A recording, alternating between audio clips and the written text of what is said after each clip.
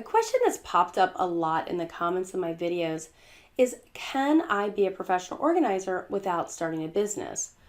Or folks just feeling like they are too young or inexperienced to start a business on their own. And I feel like such the bearer of bad news when I explain that most professional organizers are solopreneurs and that there may not be a lot of companies in your market hiring organizing assistants, especially if you live in a small town or in a country where there is not a lot of large established companies providing team organizing services. But do not despair. I still want you to be inspired to organize for a living. Today we are talking about several related personal service businesses that you can work on the side while you are establishing your professional organizing business, or that you can work full time while you are building your own business on the side. Hi, I'm professional organizer Katherine Lawrence. I help you live a life with less clutter so you can have space for the things that truly matter. I've identified 7 related jobs to professional organizers that you can work as an employee for someone else as you build your professional organizing resume. You'll see that these jobs involve a wide range of skills, from project management to design to just using brute strength. These jobs allow you to earn income while you're getting experience to start your dream career. Let's take a look at our first job, and that is working as a sales consultant or designer for a custom closet company.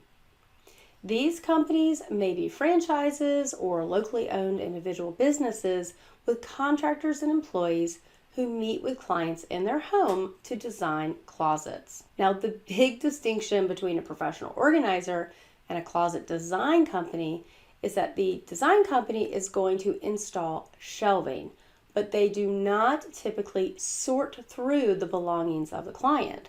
The closet company will go into the client's home, talk about their organizational needs, and take measurements. They will ask the client to remove everything from the closet before the installers arrive, and then it's up to the client to put items back into that space. So the services are quite different, but the challenge from the client may be the same. Working on staff with a closet design and install company will give you insight from the client's perspective and design skills you could use later in your own organizing business. You could be an employee of a closet company while working your professional organizing business as a side hustle, or vice versa. How about working for a hauling company? Now, your first thought when planning to become a professional organizer may not have been working as a junk hauler, and you may not physically be able to work in the field as an employee, but there may also be office jobs with these companies. If you plan on having a large-scale decluttering business or specializing in whole home downsizing, you may be contacted by the same type of client that would use a hauling service. And hauling companies need to consider eco-friendly ways of disposal of items and be familiar with local disposal laws. They also have to understand the logistics of removing bulky items and large quantities of things from their homes. The difference between working as a professional organizer and working as a hauler is that the professional organizer is way more involved with assisting the client through the decision-making process. However, the crossover skill is that professional organizers specializing in whole home downsizing and haulers are both in the business of removing lots of items from clients' homes and finding places for those things to go. Next on the list, we have staging or interior design assistant. There is a bit of a crossover between the staging and interior design industry and professional organizing. You'll often see professional organizers who specialize in staging or offer some interior design services. Both professional organizers and stagers work in a client's home to transform the space and improve the quality of life for people in that home. There may be some overlap between the two industries, such as space planning, creating floor plans, and purchasing storage solutions. While professional organizers may deal more with the emotional connections that people have with things, and also small details like photos, the contents of junk drawers, paperwork, and the like. Both industries work one-on-one with clients to create solutions. You may find that in the area where you live, there are more job opportunities to work with an interior designer, decorator, or stager than job opportunities to work as a professional organizer. So be sure to network within these industries and be on the lookout for positions as well while you are building your professional organizing credentials. Okay, let's take a look at senior move managers. I honestly did not know this was its own industry before I became a professional organizer. These companies are all-in-one businesses that transition seniors from their homes to smaller homes or assisted living facilities. They work in teams and need a staff to help seniors make this transition. They are project managers looking at all the facets of senior moving. So they may offer decluttering services, hauling, and moving services, as well as space planning and purchasing storage solutions. So you can see how working with a senior move manager would give you a lot of experience with many of the same skills that you will use as a professional organizer, especially if you plan to have relocation services as your niche.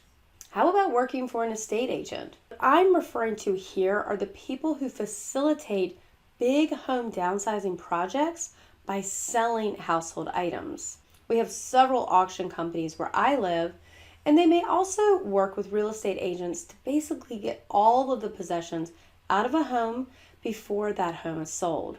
They also assist family members to clear out estates after someone has passed away. Similar to hauling companies, they are in the business of eliminating large quantities of clutter from someone's home. But their means of disposal is typically sorting items into categories and then selling them online. They need project management skills. They work on a deadline. And people on their team are responsible for sorting and categorizing the belongings in a home. So you can see where there are some crossover skills with professional organizing. Let's take a look at working as an office assistant or office manager. My very first job straight out of college was working as an administrator for a small nonprofit. I was the only employee, and little did I know before taking the job that there had not been a full-time staff person working in that office for many months. The storeroom was an absolute mess. There were stacks of paper everywhere, and they were now just getting a computer. Now, I know that sounds crazy, but it was 1995. I absolutely loved this job. I created a file system, reorganized the storeroom, and created databases on that new computer to keep all the volunteer and event information organized. I eventually outgrew the role and wanted more money, so I moved on to data analyst jobs with big companies. But a spark was ignited, and I knew that I loved to organize. Working as an office assistant or manager will hone your skills as an organizer of paper, information, people, and inventory. Start your organizing business as a side hustle or work part-time in an office environment while you are getting trained as a professional organizer. How about a job at the Container Store? Okay, I just had to mention the Container Store because it's certainly a fan favorite of mine, and I've always been so upset that there was not a Container Store within 100 miles of where I live. When I was starting out as a professional organizer, I would have absolutely loved to work part-time at the Container Store and talk to people about storage solutions.